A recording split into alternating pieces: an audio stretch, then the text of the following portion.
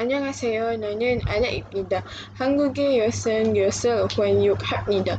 Hello everyone, my name is Alya. Welcome to Korea. So today I would like to present to you tips for negotiating in South Korea. First of all, I will explain about the flag. Okay, the flag of South Korea is also called Taegukgi.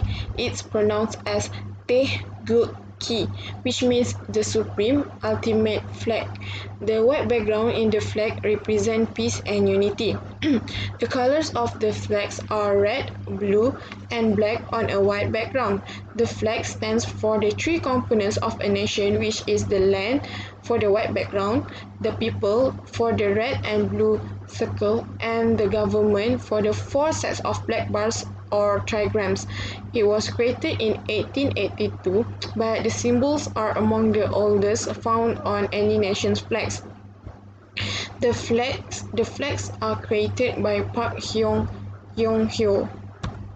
Okay, so next is Korean's flags. The capital is Seoul and the president is Moon Jae-in.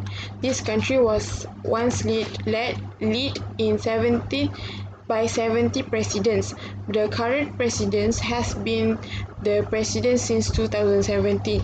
Okay, next, the language that this country often use is Korean. However, they also use English but are rarely used. Next, the currency of this country is South Korean won.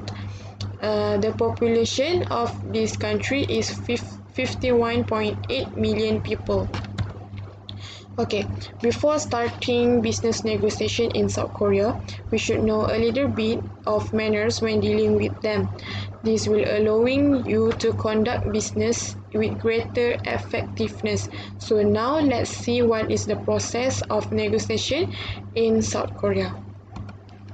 Okay, first, schedule your meeting a few weeks in advance. Since Koreans want to know whom they will be meeting, provide details on titles. So we should provide details on titles, position, and responsibilities of attendees ahead of time. Send the proposal and agree on an agenda ahead of the meeting. This can make inventory in advance and there is no confusion.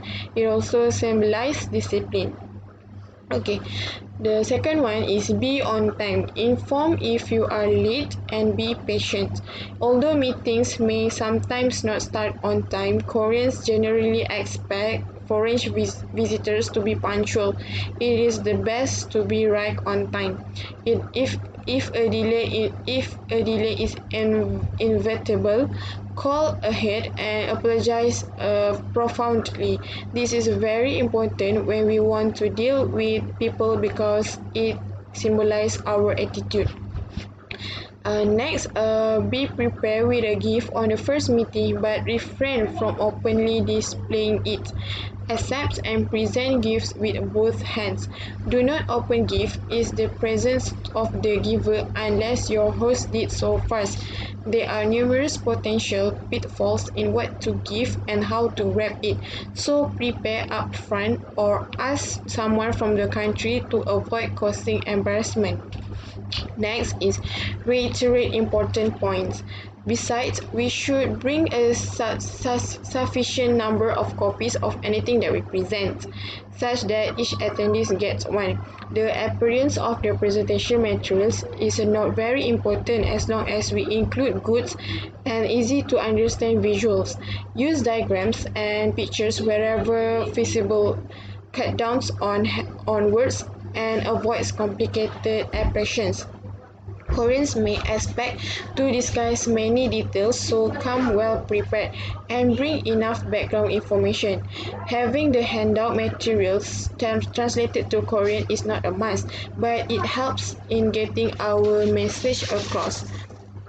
The last one is to other Asians, Koreans don't say no directly, so pay attention to body language. Koreans believe too much in the Hollywood image of Westerners and so will say no to them. Okay, next is bargaining behaviors. Korean business people are often shrewd and skillful negotiators, but who should never who should never be underestimated.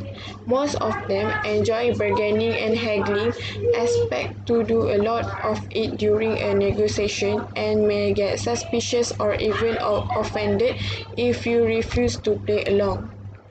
The second one is deceptive techniques are frequent and Korean negotiators may expect you to use them as well. This includes tactics such as telling lies and sending fake non-verbal messages, pretending to be disinterested in the whole deal or in single concessions, misrepresenting an item's values, or making false demands and concessions. The third one is the bargaining stage of a negotiation can be very extensive. Prices often move more than 14% between initial offers and final agreement. Negotiators may use pressure techniques that include making final or expiring offers, applying time pressure, or nibbling. Near the end of a negotiation, they may suddenly request last-minute concessions and compromises. In extreme cases, they may try to renegotiate the whole deal on the final day of your visit. It is important to never to take such techniques personally and to avoid open conflict. On the other hand, time pressure techniques rarely work against them since Koreans are patient and persistent enough to overcome such challenges. The last one is Korean negotiators regularly use extreme openings, hoping they can force you to reveal what you consider the real value of the items being negotiated. Okay, so in another tactical move, Koreans may get very emotional and show strong anger. Be cautious not to appear overly aggressive.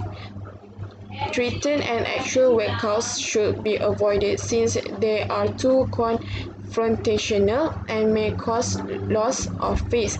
Lastly, refrain from showing outright aggressive behavior even if you may feel that you are only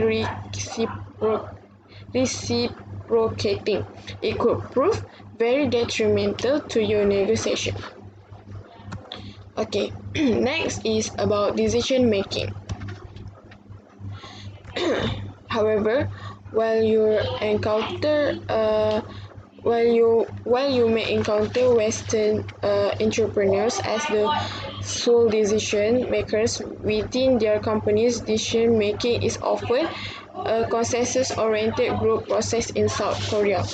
Decisions are often made through a process involving many stakeholders who establish consensus through a series of deliberation or exchange of memos. Okay, next is communication style. Korean is the official language and spoken by almost everyone in the country. Not many business people speak English fluently. Okay, first one, the communication is not easy between parties who have a considerable background of shared values and experience. The second one, negotiating under these kinds of conditions requires from both parties special qualities such as empathy, patience, and a good ear, in addition to proficiency in the language used. It prefers to express themselves in their own language that is often vague and ambiguous. Next, more recommend using an interpreter. In many cases, it is necessary to have interpreter. Ask beforehand whether an interpreter should be present at a meeting. However, keep in mind that even professional interpreters may not always speak and understand English at a fully proficient level, but it is better to use an interpreter. This is because it can launch more discussion sessions with each other. For example, if Koreans are not fluent in English, or the people who trade with Koreans who are not fluent or understand Korean, they often have an interpreter to solve the problem. So,